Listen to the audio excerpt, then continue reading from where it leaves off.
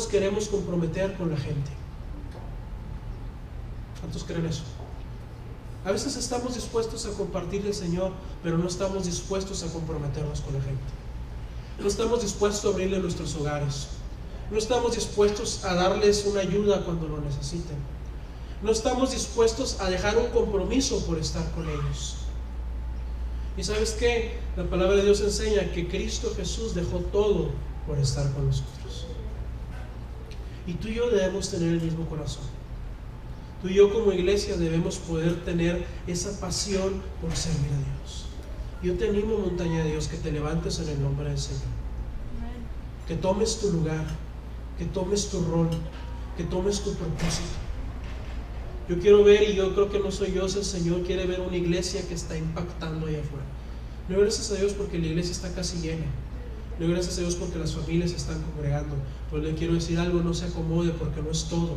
Dios quiere que salgamos. ¿Cuántos aquí han ido últimamente a los hospitales a orar por los enfermos? No muchos. ¿Cuántos de los que están aquí hemos ido a las cárceles a compartir? No muchos. ¿Cuántos de los que están aquí quizá hemos creado alguna asociación de beneficencia pública, quizá a las viudas, a las madres solteras, a los necesitados? No muchos. Entonces, hermanos, parece que la iglesia está caminando con un solo pie. Parece que la iglesia está cojeando lejos de caminar. Yo creo que es tiempo que la iglesia se levante. Yo creo que es tiempo que cambiemos nuestro enfoque de solamente a nosotros, también hacia afuera.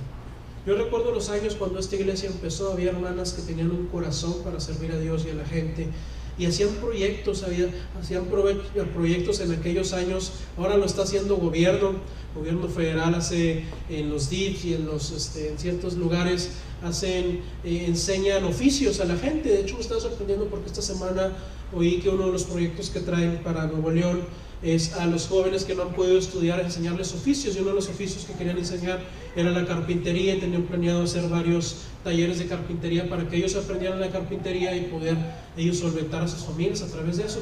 Y hermanos, en aquellos años yo recuerdo las hermanas no tenían mucho, pero alguna hermana decía: yo sé hacer manualidades, yo sé tejer, yo sé coser, y no te miento, hacían clubes aquí, hermanos, y las señoras alrededor venían a aprender a hacer algún oficio.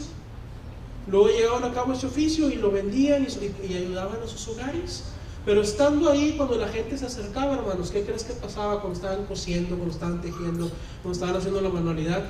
La hermana le estaba compartiendo de la palabra de Dios. Y no tenían las comodidades que teníamos ahora. Yo recuerdo que en aquellos años no había ni siquiera un techo, era abajo de un árbol, ¿verdad? Y si había un toldito por ahí lo hacíamos. Pero ¿por qué hemos olvidado esas cosas? ¿Por qué hemos olvidado ir a los hospitales? Quizás no cada semana, pero sí periódicamente poder ir y llevar comida, ¿verdad? Y compartir la palabra, y como dice la Escritura, poner las manos sobre los enfermos y que los enfermos sean sanados. Pero te digo, ¿por qué? Porque hemos perdido la pasión por servir a nosotros. Hoy la iglesia no se apasiona por servir. Hoy la iglesia se apasiona por los mensajes de prosperidad, por los mensajes que nos dicen que Dios nos va a bendecir. Y gloria a Dios, te quiero decir algo: Dios nos va a bendecir.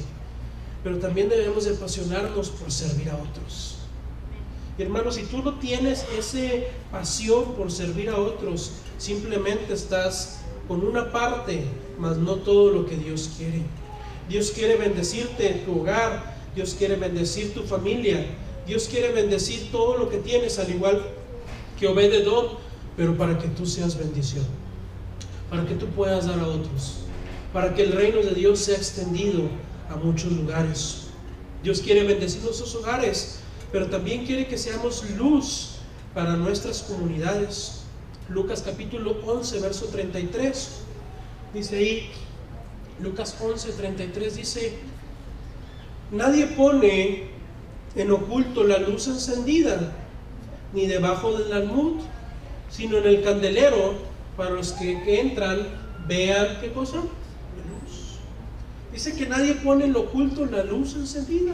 Yo te quiero decir, hermano, no ocultes la luz que Dios ha puesto en tu vida. Deja que otros vean la luz que hay en tu vida, en tu familia, la luz que hay en tu hogar. Mateo 5, 16 dice así, capítulo 5, verso 16 dice: así alumbre vuestra luz delante de los hombres, para que vean vuestras buenas obras y glorifiquen al Padre que está en los cielos. ¿Qué dice ahí? Así alumbre vuestra luz, ¿de quién? ¿Delante de quién? De los hombres, para que vean vuestras buenas obras y glorifiquen a vuestro Padre que está en los cielos. Hoy yo quiero hacer un doble énfasis, hermanos, una doble importancia en la vida del cristiano. El cristiano necesita la presencia de Dios en los hogares cada día para resolver sus propios asuntos, para resolver sus propias situaciones, sus propias metas. Pero también el cristiano necesita que la luz de Dios en su vida alumbre a otros. ¿Cuántos creen eso? Necesitamos entrar para adorar, pero salir para servir. Y mientras como iglesia no tengamos ese enfoque, hermanos, creo que estamos limitando la gloria de Dios en nuestras vidas. Te voy a decir por qué. Porque los milagros de Dios se accionan a cada vez que tú y yo íbamos a hacer una obra. Entonces, hermano, pues yo no sé si yo tengo el don de sanidad. Hermano, ¿usted ha ido a orar por alguien? No, pues nunca ha orado por nadie. Pues ¿cómo vas a ver, verdad? Si lo tiene o no lo tiene. Hermano, yo no sé si tengo el don de milagros. Hermano, ¿alguna vez ha requerido un milagro en algo? ¿Ha ido a orar por alguien para algún milagro? No, hermano, pues no se va a accionar. Dice la Escritura, estas señales seguirán, ¿qué cosa? A los que creen en mi nombre. En mi nombre echarán fuera demonios, ¿verdad? Y hermanos, tú puedes ver que las señales siguen a aquellos que están llevando a cabo la obra de Dios. Pero las señales, hermanos, son como una palanca que acciona. Mientras tú no vayas y hagas la obra, mientras tú no te pongas en el lugar que Dios te ha dado, no se acciona el poder de Dios en tu vida. Tú y yo nos tenemos que accionar. Primera de Crónicas, capítulo 13, versículo 14, dice: y el arca de Dios estuvo con la familia de Obed-edom en su casa 3 meses, y bendijo Jehová la casa de Obed-edom y todo cuanto tenía. Yo quiero nuevamente decirte, hermanos, Dios quiere que su presencia esté en tu casa, pero Dios también quiere utilizarte como una herramienta para su reino. ¿Cuántos de los que están aquí quieren que Dios los use para su reino? Levanten la mano. Como decía el pastor Rey, volteen para la foto. Volteen allá al cielo para la foto. Bueno, pues veo que toda la iglesia ha levantado la mano. Eso quiere decir que toda la iglesia va a estar el día 3 de mayo juntos con un propósito, que es ir a impactar esa colonia. ¿Por qué estamos haciendo esto, hermanos? Primeramente porque el Señor nos lo enseñó en las Escrituras. Dice que el que presta al pobre, a Dios le presta, primeramente, ¿verdad? Dice que debemos de encargarnos de la viuda, del huérfano, del necesitado. Y en esa colonia hay mucha necesidad. Pero esto no va a ser ni la primera ni la última vez que lo hagamos. Va a ser algo que se va a hacer institucionalizar en Montaña de Dios, y vamos a estar viendo por sectores. Vamos a ir a alcanzar colonias completas y vamos a levantar obras en ese lugar. Y quizá Dios nos dé el respaldo para incluso lo que empezó como una pequeña brigada, una pequeña célula, el día de mañana se convierta en una iglesia o una congregación. ¿Cuánto les daría gozo eso?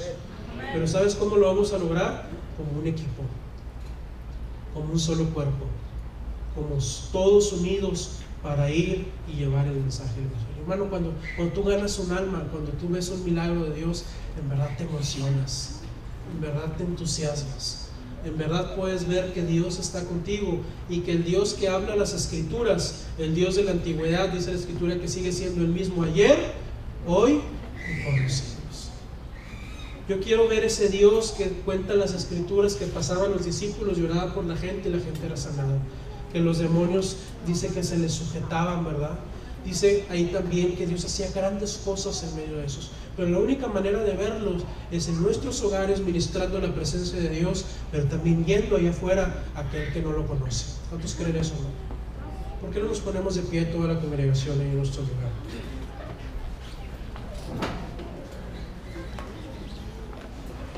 Y hacemos un trato con Dios, un reto con Dios. Necesitamos mano de obra. Si el Señor hubiera dicho en nuestra época, quizá hubiera dicho mano de obra, ¿verdad? en lugar de obreros. Pero necesitamos gente que pueda ir. Quizá tú digas, hermano, yo no sé cortar el cabello, yo no soy doctor, no soy quiropráctico, no sé sacar muelas, ¿no? Pero ¿sabes qué? Todos, cada uno de nosotros, tenemos un don de Dios. Y ese es un don espiritual que Dios te da. Y tú puedes desarrollarlo y puedes llevarlo a cabo ahí. Una de las cosas que vamos a hacer una ambulancia de oración, vamos a poner carteles en la avenida principal y vamos a decirle a letreros que digan, si quieres que oremos por ti, párate y vamos a orar por ti, ¿verdad? Y la gente se va a parar y vamos a estar orando por ellos y vamos a llevarlos a los pies de Cristo.